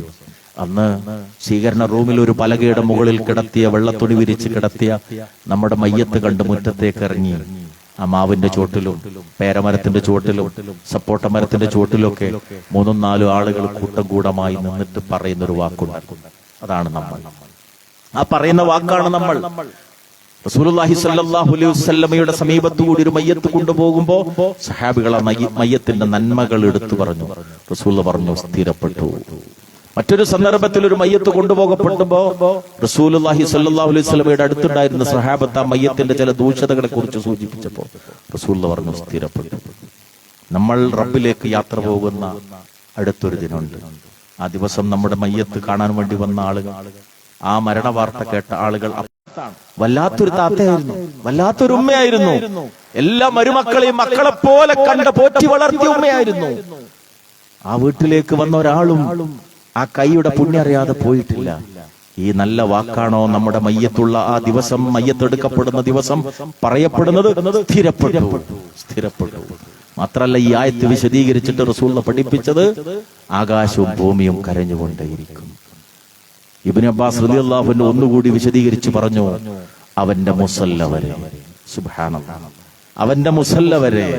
രാത്രി നേരത്ത് ഉണർന്നെഴുന്നേറ്റിട്ട്, പ്രഭാതത്തിന് മുമ്പേ ഉണർന്നെഴുന്നേറ്റിട്ട് വുളൂ ചെയ്ത് അള്ളാഹിന്റെ മുമ്പിൽ തഹജ്ജുദ് നമസ്കരിച്ച മുഅ്മിൻ ആ മുസല്ലയിൽ ആ സുജൂദ് കിട്ടുന്നില്ല, ആ മുസല്ല കരയും. എല്ലാ ദിവസവും എടുത്തോതി അള്ളാഹുവിന്റെ കലാം, വിശുദ്ധ ഖുർആന്റെ ഒരു കോപ്പി വീട്ടിലുണ്ട്. ആ മയ്യത്തെടുത്ത ദിവസം ആ ഖുർആൻ ഓത്ത് കിട്ടുന്നില്ല, ആ ഖുർആന്റെ കോപ്പി കരയും. പള്ളിയിലേക്ക് നമ്മൾ നടന്നു പോയപ്പോ ഹയ്യ അലസ് സ്വലാ എന്ന വിളി കേട്ട് നടന്നു പോയപ്പോ നമ്മുടെ കാൽ സ്പർശമേറ്റ മണൽത്തരികളുണ്ട്. നാളത്തെ ജമാഅത്തിന് നമ്മുടെ കാലിന്റെ സ്പർശനമേൽക്കാതിരിക്കുമ്പോ ആ മണ്ണ് കരയും. സഹോദരങ്ങളെ, ആ അടയാളം ഈ ലോകത്ത് വിട്ടേച്ച് ബാക്കിയാക്കി റബ്ബിലേക്ക് യാത്ര പോകാൻ സാധിക്കുക. നമ്മൾ ചെയ്ത നന്മകളുടെ ഭണ്ഡാരവുമായി, സമ്പാദ്യവുമായി നഫ്സ് മുത്തുമയിന്നയായിട്ട് അള്ളാഹുലേക്ക് യാത്ര പോകാൻ സാധിക്കും. അതിന് പകരം പറയിപ്പിച്ച് പലരെയും കരയിച്ച് പല കുടുംബങ്ങളെയും കണ്ണീരിലാഴ്ത്തി വീട്ടിൽ നാത്തൂൻ അമ്മായിമ്മ പോരും പ്രശ്നം ഉണ്ടാക്കി ജ്യേഷ്ഠനും അനുജനും സ്വത്തിന്റെ പേരിൽ തമ്മിത്തല്ലി ഇങ്ങനെയൊക്കെ ആയിട്ട് അവസാനം ആ മയ്യത്ത് മുന്നിൽ വെച്ചിട്ട് കരഞ്ഞ് അല്ലാഹു ഗഫർ ലഹു എന്ന് പറയുന്നതിൽ എന്തർത്ഥമുള്ളത് സഹോദരങ്ങളെ? അതിന് മുമ്പ് പുറത്തു കൊടുക്കാൻ മാപ്പാക്കാൻ നമ്മൾ തയ്യാറായിട്ടില്ലെങ്കിൽ, അതിനു മുമ്പ് നമ്മുടെ ജാടകളും നമ്മുടെ ഈഗോകളും മാറ്റിവെക്കാൻ നമ്മൾ തയ്യാറായിട്ടില്ലെങ്കിൽ, മരിച്ച ശേഷം മാത്രം നമ്മൾ നന്മ പറഞ്ഞതിൽ എന്തർത്ഥമാണുള്ളത്? അതുകൊണ്ട് വിശുദ്ധ ഖുർആൻ പഠിപ്പിക്കുന്ന ഈ ഈമാനിന്റെ സന്ദേശം, തെളിമയുടെ സന്ദേശം, സ്നേഹത്തിന്റെ സന്ദേശം, റബ്ബിന്റെ മുമ്പിലുള്ള സമർപ്പണത്തിന്റെ സന്ദേശം അത് ഹൃദയത്തിലേറ്റി ആ ഖുർആനെ സ്നേഹിച്ച് റബ്ബിനോട് നമ്മൾ പ്രാർത്ഥിക്കുക. അല്ലാഹുമ്മ ജഅലിൽ ഖുർആന റബീഅ ഖുലൂബിനാ, അല്ലാഹുവേ ഞങ്ങളുടെ ഹൃദയത്തിന്റെ വസന്തമാക്കി നീ ഖുർആനിനെ മാറ്റണമേ എന്ന് പ്രാർത്ഥിക്കുക. നമ്മുടെ മക്കളെ ഹാഫിളുമാരാക്കാൻ വേണ്ടി നമ്മൾ ശ്രമിക്കുക. ഖുർആൻ പഠിക്കാൻ വേണ്ടി അവരെ പറഞ്ഞയക്കുക. കിട്ടുന്ന സന്ദർഭങ്ങൾ ഇതേപോലുള്ള ദഅ്വാ പ്രവർത്തനങ്ങൾ, ഖുർആനിന്റെ മഹാത്മ്യം ജനങ്ങൾക്ക് പകർന്നു കൊടുക്കുന്ന പഴയ മുജാഹിദ് മഹല്ലാണെന്ന് പറഞ്ഞിട്ട് കാര്യമല്ല. അറിവും പഠനവും ഇല്ലാതെ പോകുമ്പോ ലഹരി ശക്തിപ്പെടാൻ എളുപ്പമാണ്, തോന്നിയാസവും വണ്ടാത്തരവും വളരാൻ എളുപ്പമാണ്. മാറ്റുണ്ടാകണമെങ്കിൽ വീണ്ടും അള്ളാന്റെ റസൂൽ പഠിപ്പിച്ച പോലെ ഈ ഉമ്മത്തിന്റെ ആദ്യകാലം എന്തുകൊണ്ട് നന്നായോ അതുകൊണ്ട് മാത്രമേ അവസാനം നന്നാവുള്ളൂ. ആദ്യം നന്നായത് ഖുർആൻ കൊണ്ടും സുന്നത്ത് കൊണ്ട്, അതുകൊണ്ട് മാത്രമേ അവസാനവും നന്നാവുള്ളൂ. ആ ദൗത്യം നിർവഹിക്കേണ്ടത് നമ്മളാണ്. ക്ഷീണിക്കാതെ പ്രാർത്ഥിച്ചു മുന്നോട്ട് പോകുക, ഒരു മനസ്സായി മുന്നോട്ട് പോകുക. നമുക്കാരും ശത്രുക്കളല്ല, എല്ലാവരെയും ചേർത്ത് പിടിക്കുക, എല്ലാവരെയും സ്നേഹിക്കുക, റബ്ബിനോട് ആത്മാർത്ഥമായി പ്രാർത്ഥിക്കുകയും ചെയ്യുക. ഖുർആനെ സ്നേഹിക്കുന്ന ഒരു മനസ്സിന്റെ ഉടമയായി അന്ത്യം വരെ ജീവിച്ച് ലാ ഇലാഹ ഇല്ലല്ലാഹ് ചൊല്ലി മരിക്കാനുള്ള ഒരു സൗഭാഗ്യത്തിന് വേണ്ടി സഹോദരങ്ങളെ, ദഅ്വാ പ്രവർത്തനങ്ങളെ സംബന്ധിച്ചിടത്തോളം കേന്ദ്രം ഉണ്ടാവുക, സൗകര്യങ്ങൾ ഉണ്ടാവുക എന്നതൊക്കെ വളരെ പ്രാധാന്യമുള്ളതാണ്. നിങ്ങൾക്കറിയാവുന്ന പോലെ ദാറു തൗഹീദ് ഇസ്ലാമിക് കോംപ്ലക്സ് എടവണ്ണയിൽ അതിന്റെ പണി റബ്ബിന്റെ തൗഫീഖ് കൊണ്ട് വളരെ ശക്തമായ രൂപത്തിൽ മുന്നോട്ട് പോയിക്കൊണ്ടിരിക്കുകയാണ്. മഹത്തായ ഒരു ദഅ്വാ സ്ഥാപനം എന്നുള്ള നിലയിൽ ഒരുപാട് പദ്ധതികൾ അതിന്റെ നിർമ്മാണവുമായി ബന്ധപ്പെട്ട് അതിന്റെ തുടർന്നുള്ള പ്രവർത്തനങ്ങളുമായി ബന്ധപ്പെട്ട് തീർച്ചയായിട്ടും നമ്മുടെ മുന്നിലുണ്ട്. എല്ലാ അർത്ഥത്തിലും മാതൃകയായ ഒരു കേന്ദ്രമാക്കി എടവണ്ണയിലെ ആ സ്ഥാപനത്തെ വളർത്തണം എന്നാണ് നമ്മൾ ആഗ്രഹിക്കുന്നത്. നമുക്കറിയാം, നമുക്ക് വിദേശമായ ഫണ്ടിന്റെ സൗകര്യങ്ങളൊന്നുമില്ല. ഈ ആദർശത്തെ സ്നേഹിക്കുന്ന ആളുകൾ നൽകുന്ന സഹായങ്ങളിലൂടെയാണ് ഇതുവരെയുള്ള പണികളെ മുന്നോട്ട് പോയിട്ടുള്ളത്. അതുകൊണ്ട് തന്നെ ഇനിയും നിങ്ങളുടെ അകമഴിഞ്ഞ സഹായങ്ങൾ ഈ വിഷയത്തിൽ ആവശ്യമാണ്. അതോടൊപ്പം റഹ്മാനായ റബ്ബിനോട് അതിന്റെ പൂർത്തീകരണത്തിന് വേണ്ടി അതിനുവേണ്ടി പ്രവർത്തിക്കുന്ന ആളുകൾക്ക് പ്രതിഫലം ലഭിക്കുന്നതിന് വേണ്ടിയെല്ലാം ആത്മാർത്ഥമായ ഇഖ്ലാസോടുകൂടിയുള്ള ദുആ നിങ്ങളിൽ നിന്നുണ്ടാകണം എന്നുകൂടി സൂചിപ്പിക്കുകയാണ്. റഹ്മാനായ നാഥൻ ഇത്രയും സമയമുള്ള നമ്മുടെ ഈ ഒരുമിച്ചുകൂടൽ സ്വാലിഹായ അമലായി നമ്മിൽ നിന്ന് സ്വീകരിക്കുമാറാകട്ടെ. എല്ലാവിധ തിന്മകളിൽ നിന്നും പാപങ്ങളിൽ നിന്നും റഹ്മാനായ റബ്ബ് നമ്മെ എല്ലാവരെയും കാത്തുരക്ഷിക്കുമാറാകട്ടെ. അല്ലാഹുവേ, ഞങ്ങളുടെ എല്ലാ പ്രയാസങ്ങളെയും നീ ദൂരീകരിക്കണമേ റഹ്മാനെ. രോഗം കൊണ്ട് ബുദ്ധിമുട്ടുന്ന ഒരുപാട് ആളുകൾ ഞങ്ങളിലുണ്ട്. എല്ലാവരുടെയും രോഗങ്ങളെ നീ സുഖപ്പെടുത്തി സന്തോഷവും സമാധാനമുള്ള ഒരു ജീവിതം നീ പകരം നൽകണമേ നാഥ. സാമ്പത്തിക പ്രയാസങ്ങളും കുടുംബപരമായ ബുദ്ധിമുട്ടുകളും അനുഭവിക്കുന്ന ഒരുപാട് ആളുകളുണ്ട്. എല്ലാം അറിയുന്ന റഹ്മാനായ നാഥ, എല്ലാവരുടെയും പ്രയാസങ്ങൾ നീ ദൂരീകരിക്കണമേ നാഥ. ഞങ്ങളെ കഷ്ടപ്പെട്ട് ഞങ്ങൾക്ക് വേണ്ടി കഷ്ടപ്പെട്ട് അധ്വാനിച്ച് ഞങ്ങളെ പോറ്റി വളർത്തിയ പ്രിയപ്പെട്ട ഞങ്ങളുടെ മാതാപിതാക്കൾ, അവരിൽ പലരും ഇന്ന് മണ്ണിനടിയിലാണ്. മരണപ്പെട്ടു പോയ ഞങ്ങളുടെ മാതാപിതാക്കൾക്ക് നീ മഗ്ഫിറത്ത് നൽകി അനുഗ്രഹിക്കണമേ റഹ്മാനെ. അവരുടെ ഖബറിടം വിശാലമാക്കി കൊടുക്കണമേ റഹ്മാനെ. അവരെയും ഞങ്ങളെയും ജന്നാത്തുൽ ഫിർദൗസിൽ നീ ഒരുമിച്ച് കൂട്ടി അനുഗ്രഹിക്കണമേ നാഥ. ജീവിച്ചിരിക്കുന്ന മാതാപിതാക്കൾക്ക് ആഫിയത്തുള്ള ദീർഘായുസ് നൽകി നീ അനുഗ്രഹിക്കണമേ റഹ്മാനെ. കാരുണ്യവാനായ നാഥ, ഞങ്ങൾ കഷ്ടപ്പെട്ട് പോറ്റി വളർത്തുന്ന പ്രിയപ്പെട്ട ഞങ്ങളുടെ ഇണകളിലും സന്തതികളിലും നീ ഞങ്ങൾക്ക് കൺകുളിർമ നൽകി അനുഗ്രഹിക്കണമേ റഹ്മാനെ. അല്ലാഹുവേ, കുടുംബ ജീവിതത്തിലും സാമൂഹിക ജീവിതത്തിലും സന്തോഷവും സമാധാനവും നിലനിർത്തി നീ ഞങ്ങളെ അനുഗ്രഹിക്കണമേ നാഥ. അല്ലാഹുമ്മ ഗ്ഫിർ ലിൽ മുഅ്മിനീന വൽ മുഅ്മിനാത്ത് വൽ മുസ്ലിമീന വൽ മുസ്ലിമാത്ത് അൽ അഹ്യാഇ മിൻഹും വൽ അംവാത്ത് ഇന്നക മുജീബുദ് ദഅവാതി യാ ഖാദിയൽ ഹാജാത്ത്. اللهم اجعل القرآن ربيع قلوبنا يا رب العالمين.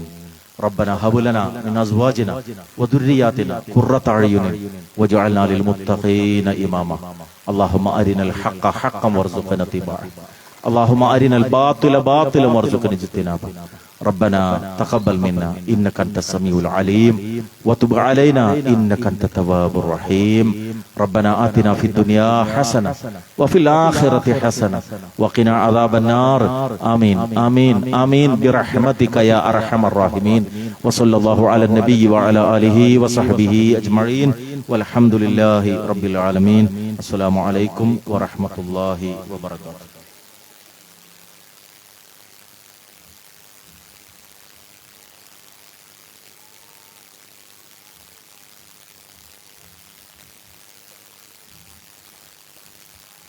السلام عليكم ورحمة الله وبركاته. الحمد لله وحده الصلاة والسلام على من لا نبي بعده. വിസ്ഡം ഇസ്ലാമിക് ഓർഗനൈസേഷൻ പത്തപ്പിരിയം ശാഖ സംഘടിപ്പിക്കപ്പെട്ട ത്രിദിന മതപ്രഭാഷണ പരമ്പരയുടെ മൂന്നാമത്തെയും അവസാനത്തെയും സുദിനമായ ഇന്ന് വിശുദ്ധ ഖുർആൻ മാനവർക്ക് മാർഗദീപം എന്ന വിഷയത്തിൽ വളരെ വിശദമായി തന്നെ സംസാരിച്ച ബഹുമാന്യ പണ്ഡിതൻ അബ്ദുൾ റഷീദ് കുട്ടമ്പുറ അവർക്ക് ഹൃദയം നിറഞ്ഞ നന്ദി രേഖപ്പെടുത്തുകയാണ്. അതുപോലെ തന്നെ ഈ ഇൽമിന്റെ മജ്‌ലിസിൽ എത്തിച്ചേർന്ന മലക്കുകളുടെ പ്രത്യേക പ്രാർത്ഥനയും സാന്നിധ്യവും ഉണ്ടാകുന്ന ഈ മജ്‌ലിസിലെത്തിയ എല്ലാ നല്ലവരായ നാട്ടുകാർക്കും ദീനി സ്നേഹികൾക്കും നന്ദി രേഖപ്പെടുത്തുകയാണ്. അഖൂലു ഖൗലി ഹാദാ അസ്തഗ്ഫിറുല്ലാഹി ലി വലക്കും.